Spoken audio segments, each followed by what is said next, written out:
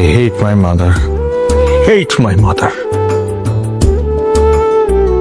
আমাদের মানবতার দেয়াল এত তাড়াতাড়ি রিস করবে আমি ভাবতেই পারিনি। All credit goes to Sukanya. এই মহিলা, কি সমস্যা আপনার? উনি তোর মা, এভাবে কথা বলতে হয় না মায়ের সাথে। হ্যাঁ মা, এই মহিলা সেই মা যে তার ছেলেকে ছোটবেলায় ফেলে নিজের সুখের খোঁজে চলে গেছে।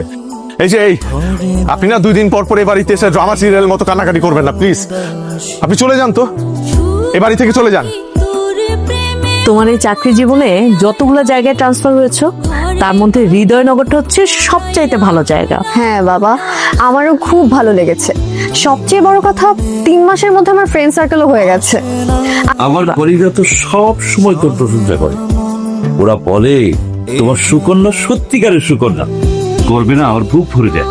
তুমি তো শিখিয়েছো বাবা, সত্যিকারের সুকন্যার মতো সব মানুষের পাশে দাঁড়াতে হবে।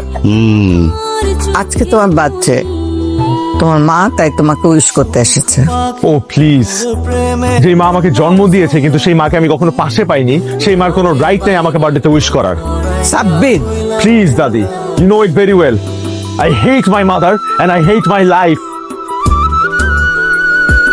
এটা আপনার জন্য।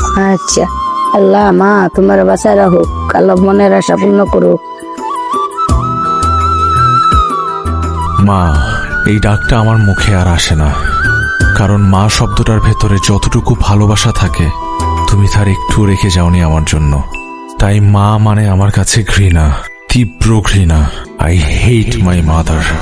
আমার বন্ধুরা যখন নিজের মায়ের হাত ধরে স্কুলে যেত তখন আমি নিজেই নিজের হাত শক্ত করে ধরতাম যেন নিজেকে হারিয়ে না ফেলি।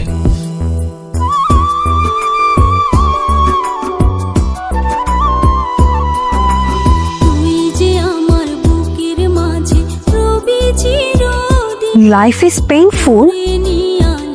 No, no, no. Life is beautiful. Allah please তুমি প্রতিটা মানুষের পেইন কমিয়ে দাও, সবার লাইফ বিউটিফুল বানিয়ে দাও। Please please please. Life is beautiful, নতুন পাগলের আমদানি। কি লিখছে?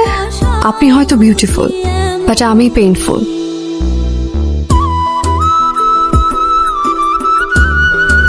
খোলা আকাশে তাকিয়ে বুক ভরে নিঃশ্বাস নিন, তারপর সবটুকু দীর্ঘশ্বাস বাতাসে ছড়িয়ে দিন। দেখবেন আপনিও বিউটিফুল হয়ে যাবেন। আল্লাহ প্লিজ তুমি মানুষটাকে সুন্দর চিন্তা করতে শেখাও। Please please please.